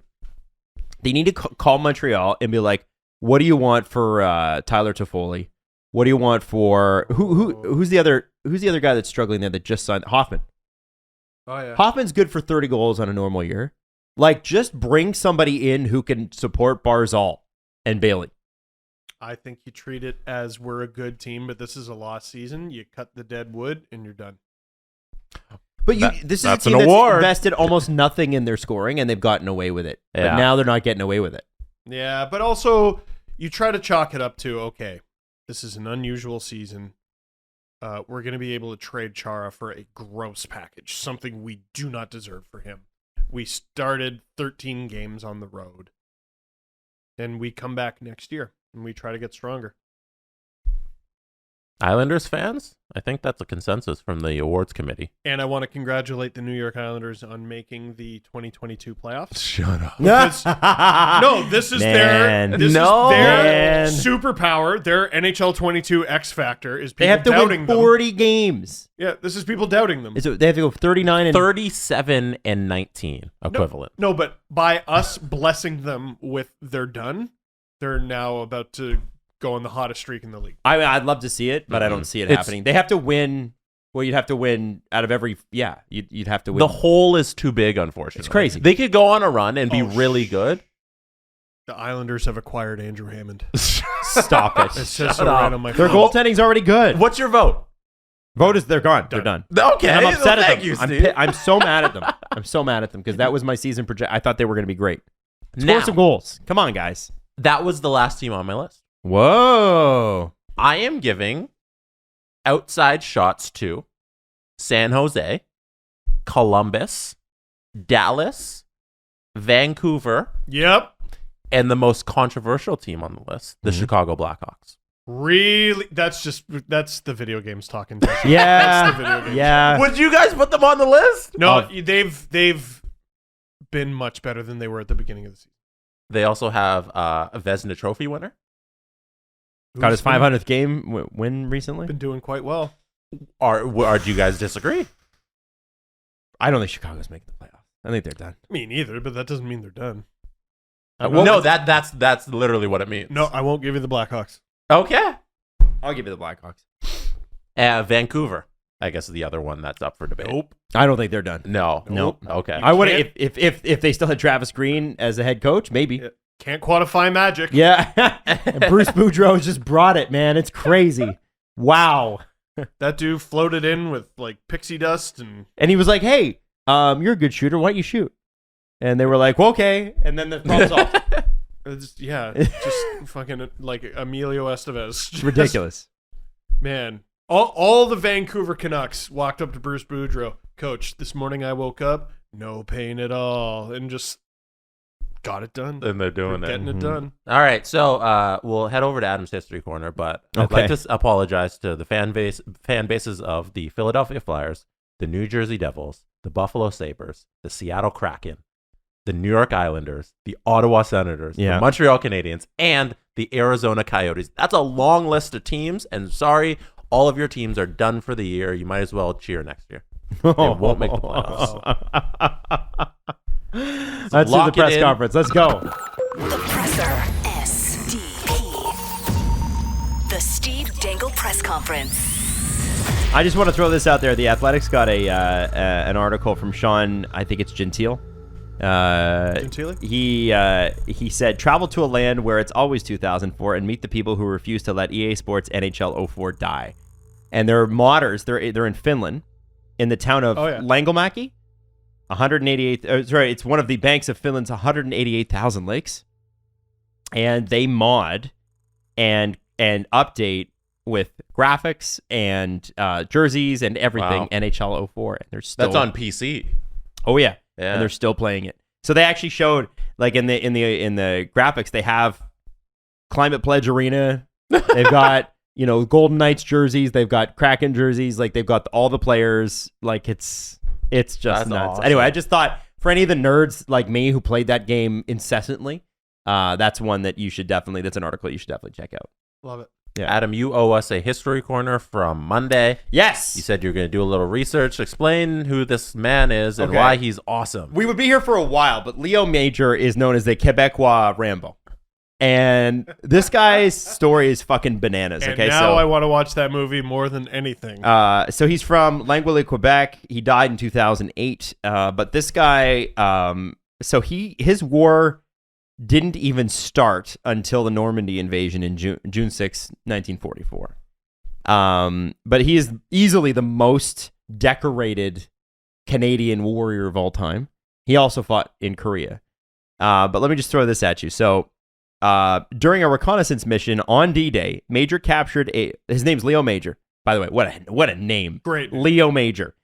During a reconnaissance mission on D-Day, Major captured a German armored vehicle, which is a half-track, which has got the two wheels at the front that are normal car wheels, and then it has like the tank track at the back. Okay. You've seen those before. He captured one of those by himself. The vehicle contained German communication equipment and secret codes. Days later, during his first encounter with an SS patrol, he killed 4 soldiers. However, one of them managed to ignite a phosphorus grenade. The resulting explosion cost Major one of his eyes, but he continued to fight. And so this is where it's crazy. He single-handedly captured 93 German soldiers during a battle in the southern Netherlands. Oh, this guy. Yeah. During a reconnaissance, while alone, Major found shelter in a house from rain and cold. While there, he spotted 2 German soldiers walking along a dike. He captured the first and attempted to use him as bait so he could capture the other. The second attempted to use his gun, but Major quickly killed him. He went on to capture their commanding officer and forced him to surrender. The German garrison surrendered themselves after more than three were shot dead by Major. In a nearby village, SS troops who witnessed German soldiers being escorted by a Canadian soldier shot at their own soldiers, killing 7 and injuring others. That was the thing the Germans used to do. The Soviets used to do this too. If they saw you surrendering your own people, they would kill you. Leo Major disregarded the enemy fire and kept escorting the prisoners to the Canadian front line. He then ordered a passing Canadian tank to fire on the SS troops. He marched back to the camp with nearly 100 prisoners. He was then chosen to receive a Distinguished Conduct Medal, and he declined because he thought General Montgomery, Monty, one of the 3 major generals in the war, was incompetent. Okay, and you know how you ever play a video game and you ever wonder if the NPCs are like, this guy is immune to bullets? Yeah, that's what this guy is. So this is, remember, this is a guy with one eye, and one of the biggest, I think, victories in Canadian military history was our liberation of the Netherlands. The role we played in that, because remember, politically, the British Army and the American Army wanted to push on to Berlin because they wanted to get there before the Soviets did, because they knew as soon as Stalin got Berlin, he would never give it up. And ultimately, he didn't. And so the whole thing was push towards Berlin, fight for Berlin, get there before the Soviets do. So they would have minor powers like Canada do the other work. Italy was a part of that. Canadians had a huge role to play in Sicily being liberated, and then the Italian peninsula, and of course the Netherlands. And so a lot of what Leo Major did, he did in the Netherlands, and the way that the Nazis treated inhabitants in the Netherlands was barbaric. Like, they starved them, literally. But that's kind of par for the course. So there's this one thing, there's a couple stories. There's a lot of stories here. I'm not going to get them all, but I wanted you to read this one. So Major was carrying 2 guns and a sack of grenades. He arrived in the city of Zwolle at 1 a.m. and found the streets silent and deserted. Here, he spotted a German machine gun nest. Since the crew were sleeping, he promptly attacked and eliminated them. He then found a German scout car and forced one of the Germans, who he had captured, to drive through the streets with the lights on, flying a white flag. For several hours, Major moved through the streets in this manner, shooting any target he could find, making an impression that a large Canadian force had arrived. The citizens were awakened, but were afraid to come out of their houses. By a stroke of luck, Private Major, he was a private, by the way, came across the head of a local resistance force and 3 of his men. By now, the Germans appeared to have fled the city in a panic, because, again, he's driving around, waving a white flag, and anybody who pops their head up, he shoots them. He made it seem like he was huge. One guy was a full army. The group, therefore, returned to the town, and the resistant fighters brought the citizens into the streets. The local radio station was used to announce that the town had been liberated. Major was exhausted, but he had to complete his mission by bringing back the body of his comrade, because his best friend, Wilfred Arsenault, accidentally gave away their position and was shot. And Major even said, he's like, I was a little pissed off at him for giving away our position. That's his best friend. The resistance fighters arranged a car to transport the body back. but were fired on by 2 outposts. Major was furious about this and climbed onto the top of the car so that he could be easily seen from a distance. In this manner, he returned to the Canadian lines to report the result of his mission to a commanding officer. Now, there are stories of him, like he reaches cities and they won't even fire on him. He's so terrifying to people. Like, it's such a crazy thing. And like, again, he had 2 distinguished conduct medals. He had defense medals, Korea War medals. Like, it's a huge long list of things. But this guy, like, if you were to meet him, you'd be like, this guy's he's fucking crazy. When He's did intense. he pass? No, 2008. 1 month. Oh, wow. October 2008. 87 years old. This dude. Like, he. Oh my God. Yeah. That's like, it's so recent. Right. Yeah. Yeah. Like, so he was bananas. I'm actually really shocked that nobody's really made a movie about this guy. That feels like that feels like something you should make a movie about. And I think they did. It was starring Sylvester Stallone. Yeah. Yeah. And yeah. I mean, the guy he's just, there are people that are just, you can't kill me. I'm already dead. Like Rambo, right? They are just like that. And No fear. No fear. Does Quentin Tarantino know about Leo Major? He should. Yeah, crazy Yes. story. Anyway, like it goes on and on and on. I didn't want to take up too much time talking about it, but this guy is That's fun. But the thing is it just shows how little we know about our own history. We know nothing about Canadian history. You ask anybody from Toronto, just specifically, like you ask people from New York about their history, ask people from LA about their history, Miami about their history, they'll know about the history of the city a little bit. Toronto, it's like beyond 30 years ago. We don't know what the hell. People don't even realize that Toronto wasn't even the biggest city in Canada until the mid-1970s. No, that melted my brain the first time I heard that. They had no idea. Montreal was the biggest for like 400 years. I didn't know. You guys, I don't think we can buy the movie rights to Leo Major. Why not? I think somebody did it. Oh! Did they? Did you look that up? On Amazon, there's Leo Major, the One-Eyed Ghost. Mm-hmm. It's some sort of movie on him. Mm-hmm. I don't think it's like a fiction. I think it's a documentary. Yeah. Okay. So it's a documentary on him. So somebody must already own the. Unless there's footage, movie I rights. don't care. But Unless- no. I want to own the story. Does of it Leo, exist? Leo Here, let me see Major him. and make a movie. Oh boy. Okay. What? I don't think we can use this person, but does he not look exactly like Johnny Depp? A little bit. He looks exactly like Johnny Depp. Hold on, I'll put it on screen for anybody watching on YouTube. Does this look That's like Johnny Depp. Johnny Depp can play? Yeah. No, that's it. That's exactly. Especially the mustache. Yeah. Okay, so But it depends what style of movie you want to make, because you could also make it Ryan Reynolds, just not in the Deadpool costume, basically. get Alan Walsh on the phone. Okay. Get Johnny Depp's agent on the phone. Okay. Let's Alan sign, probably knows him. let's sign this deal. Johnny Depp as Leo Major. Wait, he's Quebecois? Yeah. Marc-Andre Fleury. Yeah. Leo It's Major. Leo Major. Who is that? That soldier's got the best teeth I've ever seen. My God. He's stopping everything we throw at him. Can Steve die in the movie? Sure. I would. You could That'd be be Wilfred amazing. Arsenault. Yeah, I'll be his friend that's not that fun. I think all of us would be too old to play any of those characters. Like, you got to remember that there's CGI. these guys were 20 when this happened. You got to remember that, right? Like, Leo Major's 23 when he did all this shit. Yeah, but we put all that to the side for these movies. Yeah. We'll get Tom Holland when he's done Spider-Man. There it is. Oh, All right. So you can do it. next up, Steve, your homework. Yes.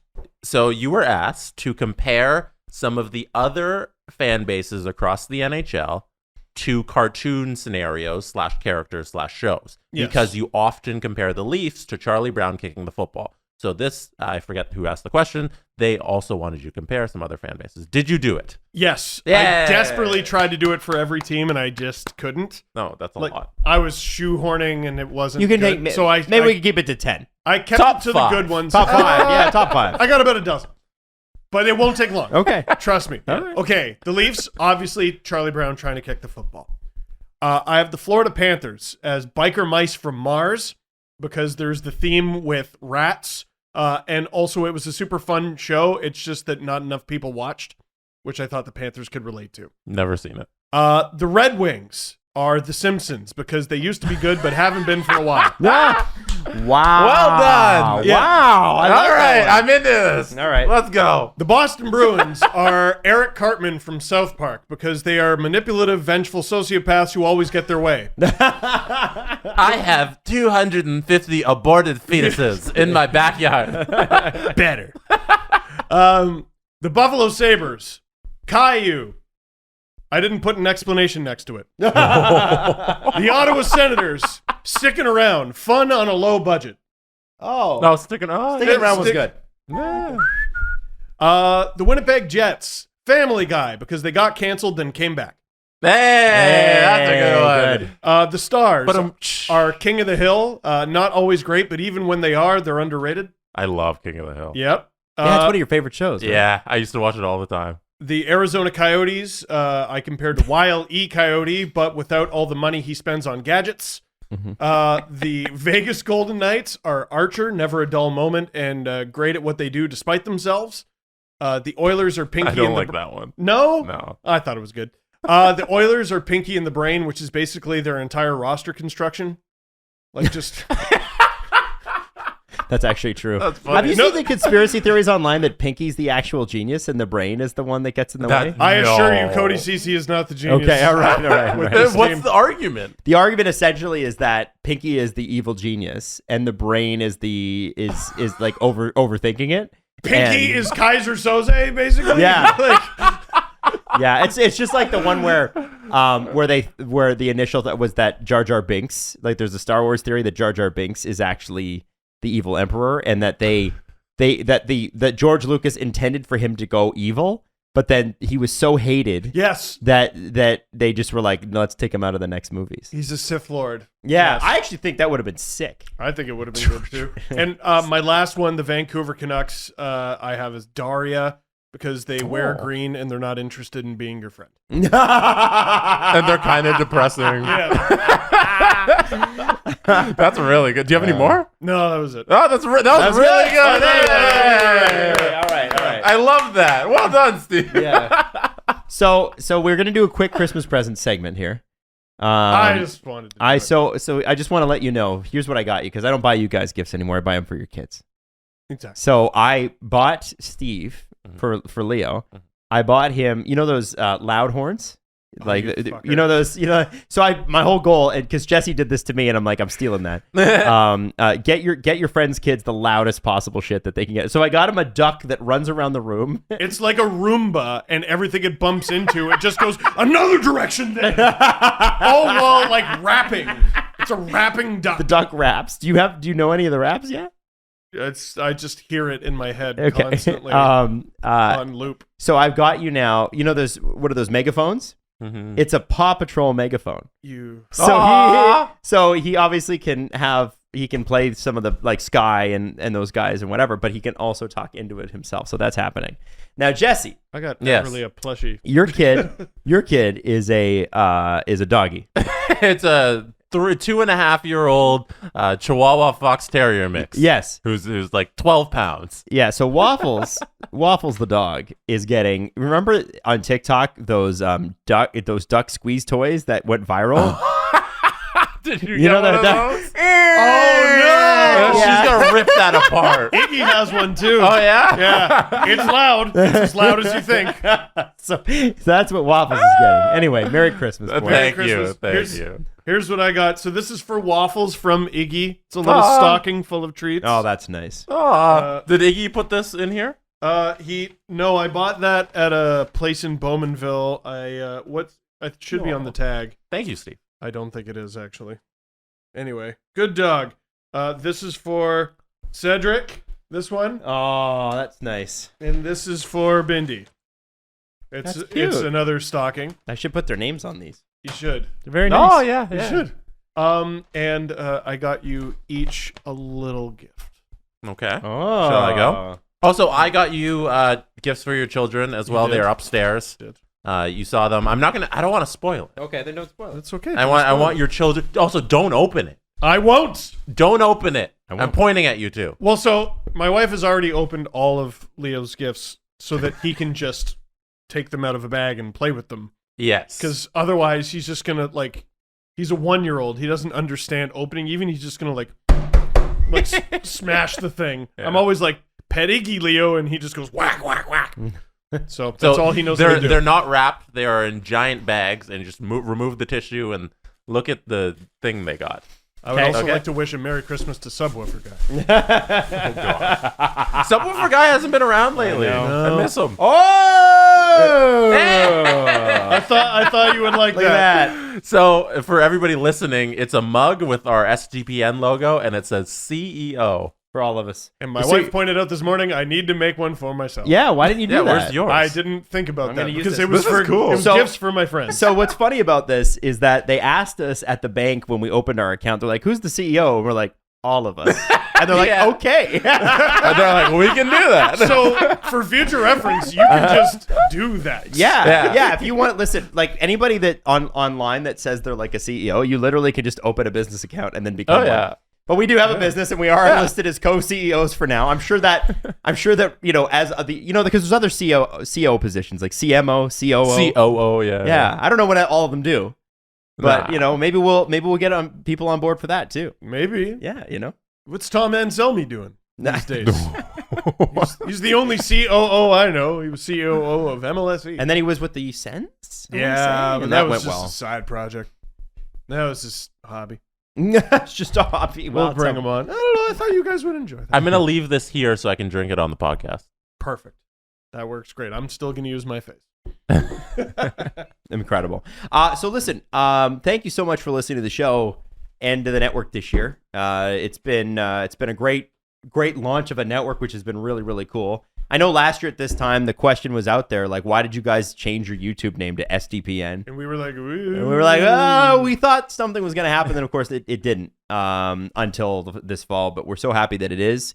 I want you to look for new announcements coming in the new year. We've got probably one, I would say, in mid-January, and then maybe ones later in probably March. So this network is going to continue to grow, and we can't do it without your support. So thank you so much for listening to all the shows. And if you're new in broadcasting and you're looking for opportunities, we will be finding positions for people, for new voices, as much as we can anyway. It's still a business, but we realize in broadcasting in general that there's been no training ground for a long, long time. And, you look at Steve's career, you look at my career, look at Jesse's career, we made it despite that. And our thought process is, how about we don't do that? Yeah. And how about we develop talent the way that you should? And I think that's going to be a major focus for us in the next, going forward, is developing talent, developing new voices from different perspectives. And I'm talking about, I'm talking about women. I'm talking about different orientations, different genders, everything. We need more of that, and we're going that way. I want everybody to know that. And I think it's really amazing what we've seen so far this year. I cannot believe the community we have. Thank you so much for listening to the show. We're hoping to make you proud in the new year. There's some really exciting product coming. And I'm jacked about some of the things that are happening because the momentum's going, and the momentum is this way because people are starting to see just the power of, Dangle Navy. Yeah. Is that what it is? I think so. Although I disagree with your thought process there. Why is that? Well, it was difficult for us coming up in broadcasting, so it should be difficult for everyone else. Yes. Yeah. Why would we open doors when we could slam them in your face? No, that's how it's supposed to work. Yeah. It was difficult for me. Yeah. And the lesson I take from that is it should also be difficult for you. We made potholes on the road as we drove up. Yeah. Instead of fixing it, we threw trees on the road so you couldn't even drive. I have chains on my tires year round. Here's the thing. It's hard enough to make an audience. It's hard enough to engage an audience. It's hard enough for an audience to learn to like you. Thank you so much for doing that with us for 8 years. And we'll continue on for 8+ more. But our thinking is, how about we just make it just a little bit more accessible for people? Yeah, and introduce people to new voices. Yeah. Use this to let other people use the platform to grow their thing. Yeah. We got lots coming. Yeah. No. Also, 2 things. Yeah. Sunday's Boxing Day. Hey, it's Boxing Day for Canadians, so why don't we have a Boxing Day sale on sdpnshop.ca? So look out for that. There's going to be a Boxing Day sale, but only if you get the code if you're subscribed to our email newsletter. So this is your hint to subscribe. So you'll get the code so you can get your Boxing Day sale off on Sunday. Also, I want to throw this out there. Sign up for the mailing list, sdpn.ca. We want you on that because we're going to be pushing a lot of stuff through that going forward, and I'm very excited about some of the stuff we got going on. Also, we're done shooting holiday episodes, so I can eat the remaining Hershey's Kisses on this table. Yeah. Can you not throw the wrappers on the floor, though? Because I have to go back and clean them up. No, I'm putting them in the mug. Okay, cool. All I'm right. a very good boy. All right, thank you. So yeah, subscribe to the mailing list so you can get that code for Sunday. And then also, you're going to want to tune in to Friday's episode because at the beginning of the episode, we have a little surprise featuring a couple different friends. So I love this. Make sure you listen/watch, even better if you want to watch it for Friday's episode. It's going to be a lot of fun. Perfect. Okay, we'll see you in the new year. Love you. No, I got to hit the button. He's got it. Okay, we'll see you in the new year. By the way, we've got 4 more episodes that are already recorded and ready to go. So it's not like we'll be out. We'll just be sleeping in a little bit, right? Enjoying life a little bit. Watching the World Juniors a little bit. It was like that song. It's like that 50 Cent song. What? Just a little bit. Oh! Oh my God.